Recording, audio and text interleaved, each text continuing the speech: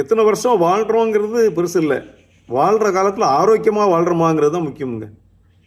அந்த காலம் சொன்னாங்க இல்லையா, when health is lost something is lost, when wealth is lost nothing is lostன்னு சொன்னவங்க அடுத்த வரி health is lost something is லாஸ்ட்னு சொன்னால் பாருங்க, அது உண்மை தானே. என்ன இருந்தாலும் அதை அனுபவிக்கிறதுக்கு ஆரோக்கியம் வேணும். 100 வயசு வாழ்கிறது பெரிய விஷயம் இல்லை, அது வரைக்கும் ஆரோக்கியமாக வாழ்ந்தால் அதுதான் வாழ்க்கை. ஜப்பான்காரன் 100 வயசு வாழ்ந்திருக்கா, 1,00,000 பேர் 100 வயதை தாண்டி ஜப்பானில் இருக்காங்க. அங்கே செய்தியை சொல்லிட்டு இருந்தோம்.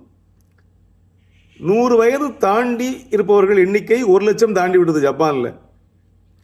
அதில் ஒரு செய்தி, அதில் 88 விழுக்காடு பெண்கள், 12 விழுக்காடு தான் ஆண்கள். 88 விழுக்காடு பெண்கள் 100 வயதை தாண்டி அங்கே வாழ்ந்து கொண்டிருக்கிறார்கள். லட்சத்தில் 88%னா கிட்டத்தட்ட 88,000 பேர். 88,000 பெண்கள் ஜப்பானில் 100 கடந்து வாழ்கிறார்கள் என்றால் பெண்கள் அங்கு நன்கு மதிக்கப்படுகிறார்கள். ஜப்பானியர்கள் பொதுவாகவே தாய்மையை போற்றக்கூடிய பண்பு உள்ளவர்கள். தாய்நாட்டையும் தாயையும் அவர்கள் பேணுவார்கள். எனவே பெண்களை மகிழ்ச்சியாக வைத்திருக்கிறார்கள். ஆண்களுக்கு கடமை அதுதான்.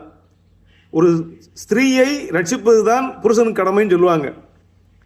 பெண்களை பாதுகாத்து போற்றி அவர்கள் மனதை நோகடிக்காமல் வைத்திருந்தால் அவர்கள் மற்றவர்களைப் போல நம்மை போல ஆண்களைப் போல தீய பழக்கங்களுக்கோ மற்றதுக்கு அடிமையாவதில்லை.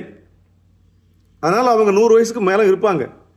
அதுக்கு ஒரே ஒரு கெடுதி என்னென்னா, சண்டையை போடுறது, தண்ணியை போட்டு திட்டுறது, அடிக்கிறது, பிடிக்கிறது, அதெல்லாம் இருந்தால் தான் பெண்கள் பல்வேறு நோய்களுக்கு ஆளாகிறாங்க, மனப்பிரச்சனை வெளியாகிறாங்க.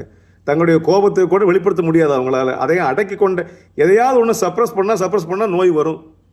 ஆகையினால அதையெல்லாம் இல்லாமல் அங்கே பெண்களை மதித்து போற்றக்கூடிய நாடு. அங்கே 88,000 பெண்கள் 100 வயது தாண்டி வாழ்ந்து கொண்டிருக்கிறார்கள். அவர்களுக்கெல்லாம் வாழ்த்துக்கள்.